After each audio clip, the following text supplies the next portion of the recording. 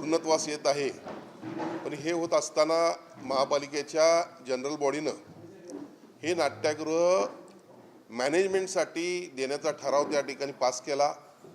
रंगकर्मीयांच्या भावना थोड्या तीव्र होत्या, समज गैरसमज यामध्ये होतेच। या बाबतीमध्ये सन्माननीय महापौर, सन्माननीय आयुक्त साहेब आणि महापालिकेचे अधिकारी आणि रंगकर्मी यांची एकत्रित बैठक या ठिकाणी पार पडली।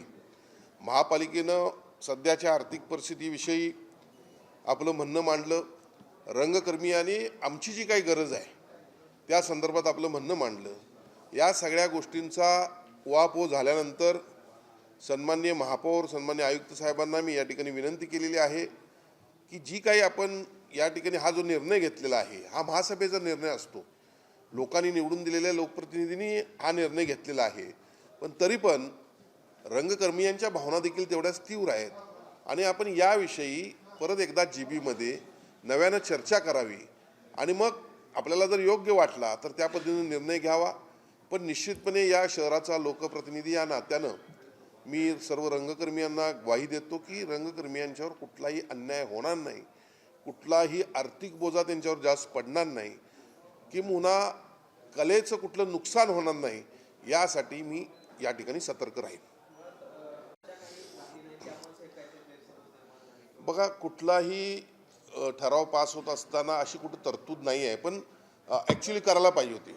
कारण आपलं नातं कोल्हापूर हे छोटं आहे, प्रत्येक क्षेत्राशी प्रत्येक लोकप्रतिनिधीचं नातं हे जोडलेलं आहे आणि त्यामुळे आपलं म्हणणं बरोबर आहे। यामध्ये थोडी चूक झाली असेल, इथून पुढं ज्या काही अशा गोष्टी चर्चेला येतील महापालिकेत तर त्या क्षेत्राच्या लोकांशी चर्चा करून हे विषय आणावे, अशा पद्धतीने मी सूचना माझ्या पक्षाच्या किंवा महायुतीच्या नेत्यांना देईन। आपल्याला माहीत आहे केशवराव भोसले नाट्यगृह 2 वर्षापूर्वी जे जळीतग्रस्त झालं त्यामध्ये काहीच राहिलं नव्हतं। तातडीनं त्या ठिकाणी सन्माननीय तत्कालीन मुख्यमंत्री एकनाथ शिंदे आले। खरं म्हणजे टर्न टेबल लँडर आत गेलं नाही, त्यामुळे फार मोठं नुकसान त्याचं झालं। टर्न टेबल लँडर आत गेला असतं तर ते लवकर विझलं असतं, पण आता त्यात काहीच राहिलं नव्हतं। पाठीमागचा संपूर्ण पार्ट बदलावा लागला आणि मग यामध्ये हे होत असताना काम चांगलं व्हावं, त्या ठिकाणी लाईट असेल, साऊंड असेल, टेक्निकल गोष्टी परत त्यामध्ये अडचणी यायला नकोत, यासाठी वारंवार सूचना रंगकर्मियांच्या पण वतीनं आल्या आणि शेवटी बघा, एखादं काम आपण दिलेलं असताना ते काम टायमात पूर्ण होईलच असं नाही, काही त्यात अडचणी पण येऊ शकतात, काही बदल असतो आणि या दृष्टीनं ते काम होत राहिलं। पण आता हे काम अंतिम टप्प्यात आहे।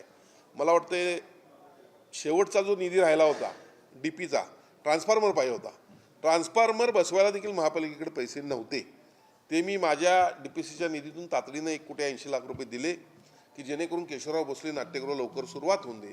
हा ट्रान्सफॉर्मर देखील लगेच बसेल। 9 तारखेला मला वाटतंय की सन्माननीय मुख्यमंत्री राज्याचे या कोल्हापूर दौऱ्यावर येत आहेत आणि त्या दिवशी केशवराव भोसले नाट्यगृह असेल, आपला फाउंटन रंकाळ्यामध्ये आपण जो बसलेला आहे तो असेल, छत्रपती शाहू महाराजांचं समाधीस्थळ असेल, MRDP प्रोजेक्ट जो कोल्हापूर जिल्ह्यासाठी होतोय 3200 कोटी रुपयाचा वर्ल्ड बँकेच्या माध्यमातून आपण करतोय, त्याची सुरुवात असेल, अशा काही गोष्टींची उद्घाटनं ही त्यांच्या हस्ते होतील असं मला वाटतं। यासाठी आम्ही प्रयत्नशील आहोत। माझी आपल्याला देखील नम्र विनंती आहे की आई अंबाबाई